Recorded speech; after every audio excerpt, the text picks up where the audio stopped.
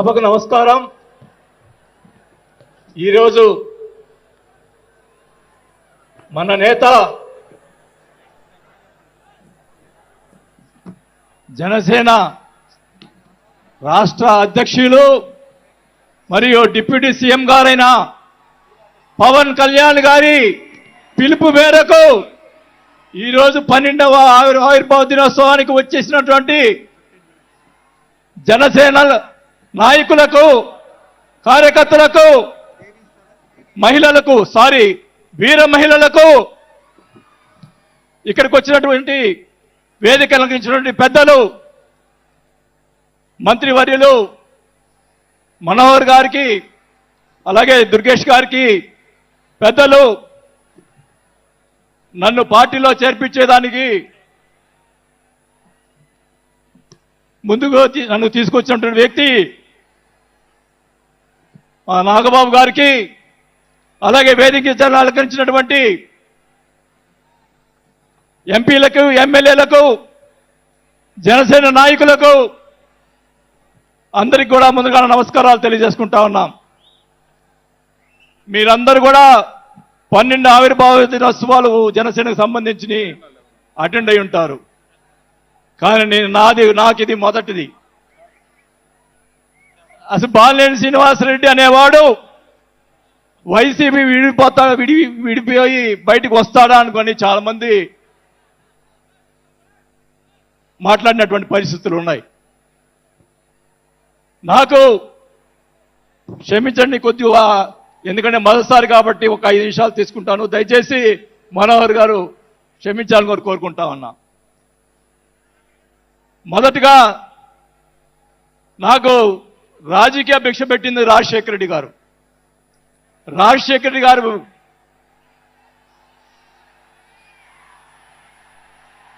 చెప్తాను, వినండి. నాకు రాజశేఖర రెడ్డి గారైనా ఎన్టీ రామారావు అయినా నాకు ఇష్టం. మీరు దయచేసి వినాలా. నేను నిజాలు చెప్తాను, పిఠాపురం సాక్షిగా అన్ని నిజాలే చెప్తాను. వినాలా, నాకు జరిగిన విషయాలు కూడా చెప్తాను.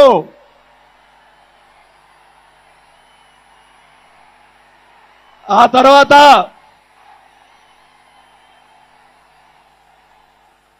ఆయన జగన్మోహన్ రెడ్డి గారు పార్టీ పెడితే రాజకీయ భిక్ష పెట్టాడు కాబట్టి నేను మంత్రి పదవి కూడా వదులుకొని ఆయన వెంట నడిచాను.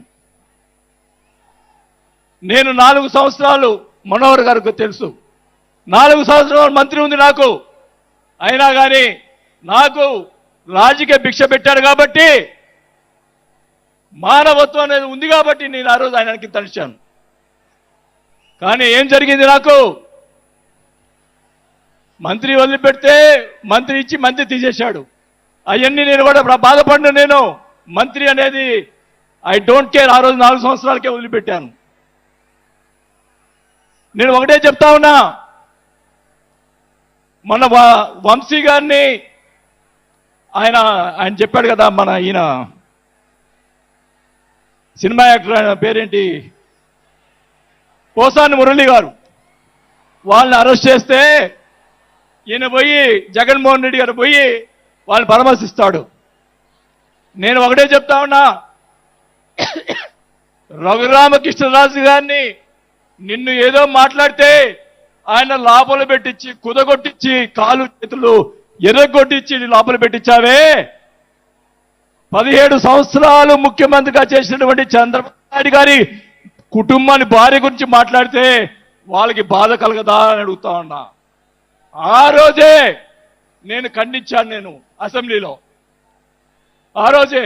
అలాగే మన నాయకుడు పవన్ కళ్యాణ్ గారు, ఆయన గురించి మాట్లాడావు, పోసాని మురళీకృష్ణ గారు. ఆయన కళ్ళైన చేస్తుంటే లక్షలాది మంది జనసైనికులు నీకు తుప్పుగా రాలగొట్టేవాళ్ళు. ఆయన మౌనం వహించారు.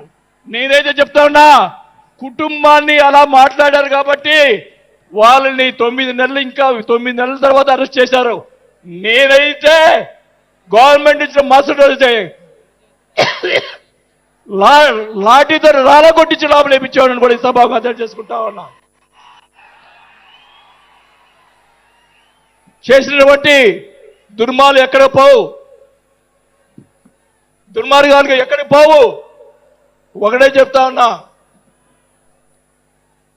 నేను 5 సార్లు ఎమ్మెల్యే 2 సార్లు మంత్రి అయినా కూడా, నేను ప్రతిపక్షంలో ఉన్నప్పుడు కూడా మన నాయకుడు పవన్ కళ్యాణ్ గారు వైసీపీని ఒకరోజు అందరినీ తిడుతూ ఒక బాలినేని శ్రీనివాసరెడ్డి గారు లాంటి మంచి వాళ్ళు ఉన్నారని చెప్పి ఆ రోజు చెప్పిన రోజే నేను జనసేనలో చేరి ఉండాలి అని కూడా తెలియజేసుకుంటా ఉన్నా. ఆ రోజు చేరకపోవటం నా దౌర్భాగ్యం. నేను ఈరోజు చెప్తా ఉన్నా, స్పీచ్ 9 నెలలు అయిపోయిందమ్మా ఇవ్వటం, అందువల్ల గొంతు ఇది అయిపోయింది. దయచేసి నేను మీ పిఠాపురం సాక్షి నిజాలే చెప్తా ఉన్నా. గవర్నమెంట్ వచ్చిన తర్వాత చిన్న చిన్న కార్యకర్తల మీద కేసులు పెట్టి లోపలేశారు. వాళ్ళని కాదండి లోపలేయాల్సింది, కోట్లు సంపాదించున్నారు, వాళ్ళని ఇంకా లోపలేలా. అదే నా బాధ. స్కాములు చేస్తున్నారు, కార్యకర్తలు పట్టించుకోలేదు, కోట్లు సంపాదించి ఈరోజు రకరకాలుగా మాట్లాడుతూ ఉన్నారు. పవన్ కళ్యాణ్ గారి గురించి మొన్న మాట్లాడాడు జగన్మోహన్ రెడ్డి గారు, ఏదో కౌన్సిలర్ అన్నాడు, ఏదో అన్నాడు.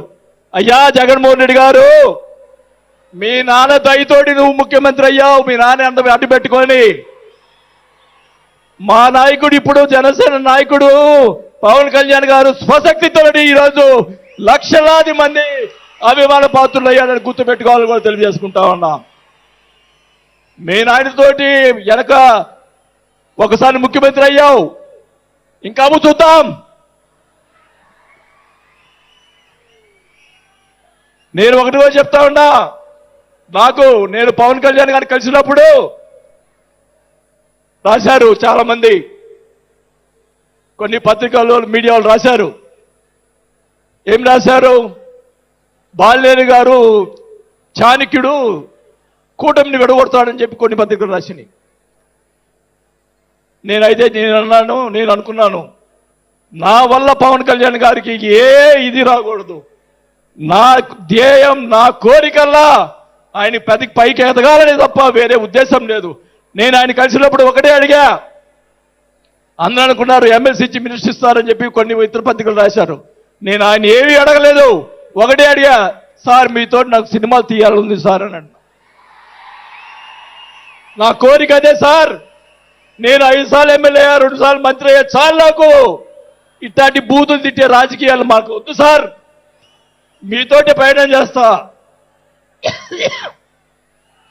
జనసేనని నా సాయశక్తులా నేను చేయగలని మా జిల్లాలో 6 నెలల తర్వాత కార్పొరేట్లను చేర్పించాం. మీరు ఛాన్స్ ఇవ్వండి, మా జిల్లాలో జిల్లా పరిషత్తు అన్నీ కూడా జనసేన చేస్తానని కూడా మాకు తెలియజేసుకుంటా ఉన్నా. మాకు ఇవ్వండి ఛాన్స్. నన్ను ఆపద్దు. నాకు జరిగిన అన్యాయం మళ్ళా ఒకరోజు మీటింగ్లో చెప్తా. ఒకరోజు చెప్తే సరిపోదు, ఎందుకంటే టైం లేదు కాబట్టి. నాకు అన్యాయం జరిగిందని చెప్తా. జగన్మోహన్ రెడ్డి గారు చేసినటువంటి అన్యాయాలని చెప్తా, నాకు జరిగినటువంటి అన్యాయాలు. నేను ఒకటే చెప్తా ఉన్నాను సార్, మీకు కూడా దయచేసి జనసేన కార్యకర్తని చూస్తున్నాను. అన్ని నియోజకవర్గాల్లో ఎమ్మెల్యేలని చాలా మంది గెలిపించారు, కార్యకర్తల్ని జనసేన వాళ్ళని పట్టించుకోవటం లేదు. దయచేసి చంద్రబాబు నాయుడు గారు, పవన్ కళ్యాణ్ గారు ఇద్దరు కూర్చొని ఒక ప్రెస్ మీట్ పెట్టి ఎమ్మెల్యేలందరికీ ఫిరాయించండి. జనసేన కార్యకర్తలు కూడా మీరు వాళ్ళకి రావాల్సినటువంటి రేషియో ప్రకారంగా వాళ్ళు కష్టపడి పనిచేశారు. ఇప్పుడు తెలియదు ఆ బాధ, రేపు ఎలక్షన్లో తెలుస్తుంది. వాళ్ళు ఖర్చుని వాళ్ళు అడుగుతారు రేపు, దానికి సమాధానం చెప్పాల్సిన బాధ్యత ఆ ఎమ్మెల్యేలకు ఉంటుంది. కాబట్టి ఇద్దరు కూడా ఇప్పుడే వెంటనే అది చేస్తే మీకోసం ప్రాణాలు ఇచ్చేవాళ్ళు ఉన్నారు ఇక్కడ. అలాంటి వాళ్ళని మనం కాపాడుకోవాలి. కాబట్టి మీరు అంటే నేను ఇలా మాట్లాడుతున్నానని అనుకోకుండా మన నాయకుడు బాగుండాలని కోరుకోవాలి. అలాగే అలాగే మీరు కూడా జన సైనికులు కూడా మీరు కూడా మీ పక్కన వాళ్ళని మంచిగా చూడండి. మన పార్టీ పైకి తీసుకొచ్చేదానికి మన నాయకుడు ఇంకా ఎదిగేదాని కోసం ఇంకా కూడగొట్టుకోవాల్సిన బాధ్యత కూడా మీ మీద ఉందని కూడా ఈ సభాముఖంగా తెలియజేసుకుంటా ఉన్నాం.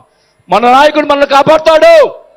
మన నాయకుడిని ఎదిగించేదాని కోసం మీరందరూ కూడా కష్టపడాలని చెప్పి కూడా కోరుకుంటూ నా ప్రాణం ఉన్నంత వరకు నేను పవన్ కళ్యాణ్ తోటి గారితో ఉంటాను. నాకు పదవి వచ్చినా రాకపోయినా పర్వాలేదు, నేను పవన్ కళ్యాణ్ తోటే ఉంటాను. నేను రాజకీయంలో నాకు జరిగిన అన్యాయాలు ఒకటి కాదు రెండు కాదు, మా నానిచ్చిన నీ ఈరోజు ఛాలెంజ్ చేస్తున్నా పిఠాపురంలో అమ్మవారి సాక్షిగా మా నానిచ్చిన ఆస్తిలోనే నేను సగం భాగం పైన నేను అమ్ముకున్నాను ఈ రోజు అని కూడా ఈ సభాముఖంగా తెలియజేసుకుంటా ఉన్నాం. అయినా కానీ నేను లెక్క చేయను. నాకున్నటువంటి ఇది కూడా నాకున్నటువంటి మా వియ్యంకుడికి నాకున్నటువంటి ఆస్తులు కూడా జగన్మోహన్ రెడ్డి గారు కాజేశాడని కూడా ఈ సభాముఖంగా తెలియజేసుకుంటా ఉన్నా. కాబట్టి అది త్వరగా మీరు చెప్తాను అవన్నీ కూడా తెలియజేసుకుంటూ ఈరోజు మీరు నన్ను దయచేసి ఇప్పుడు ఈ మాట్లాడిన దానికి ఇంకా రేపు ఒకటే కౌంటర్లు వస్తాయి నాకు తెలుసు. ఛాలెంజ్ చేస్తున్నా, నేను ఇది కూడా ఛాలెంజ్ చేస్తున్నా. చంద్రబాబు నాయుడు గారు కూడా అడుగుతా ఉన్నా, మొత్తం మొన్న జరిగినట్టు ఉన్నటువంటి ఎమ్మెల్యేలు అందరి మీద ఎంక్వైరీ, నా మీద కూడా సహా ఎంక్వైరీ చేయండి. ఎవరు అన్యాయం చేశారో, ఎవరు తప్పులు చేశారో, ఎవరు కోట్లు సంపాదించారో మొత్తం బయట పెట్టాలని కూడా ఈ సభాముఖంగా తెలియజేసుకుంటా ఉన్నా. ఈ ఉక్రోషం, ఈ బాధ నాకు తెలుసు, మా కుటుంబానికి తెలుసు. మా కుటుంబం ఎంత ఇబ్బంది పడిందో నాకు తెలుసు. కాబట్టి పవన్ కళ్యాణ్ గారు ఆయన ప్రతిపక్షంలో ఉన్నప్పుడు కూడా బాల్యం లాంటి మంచి వాళ్ళు అని అన్నప్పుడే నాకు ఆ రోజు నేను చేరున్నాల్సింది పవన్ కళ్యాణ్ గారిని. కానీ ఈరోజు అది నాకు ఆ రోజు రాత బాగాలేదు కాబట్టి ఈరోజు ఇలా ఉన్నాను. నాకు పోయినా పర్వాలేదు కానీ నేను ఆయన సేవ చేసుకున్నాను. కానీ నా కోరిక, నాకు రాజకీయ పదవి వచ్చినా కాబట్టి నాకు ఒక కోరిక ఏంటంటే పవన్ కళ్యాణ్ గారు నాకు మాట ఇచ్చాడు సినిమా తీస్తానని. ఆ సినిమా తీస్తే చాలని చెప్పి కూడా శ్రీబాబుగా తెలియజేసుకుంటూ సెలవు తీసుకుంటున్నా. జై జనసేన.